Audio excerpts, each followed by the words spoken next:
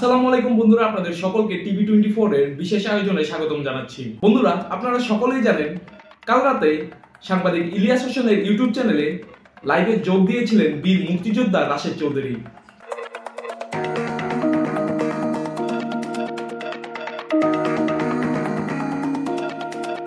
তিনি লাইভে জানিয়েছেন শেখ কামালের জন্যই শেখ পরিবারকে হত্যা করা হয়েছে।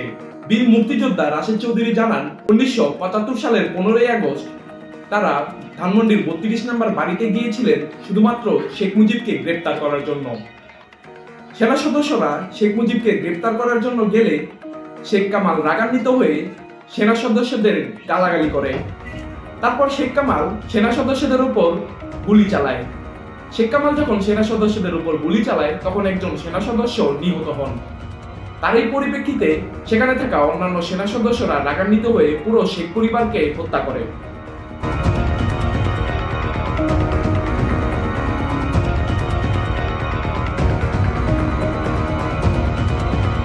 ইলিয়াস হোসেনের লাইভে এমনটাই জানিয়েছেন বীর মুক্তিযোদ্ধা রাশেদ চৌধুরী।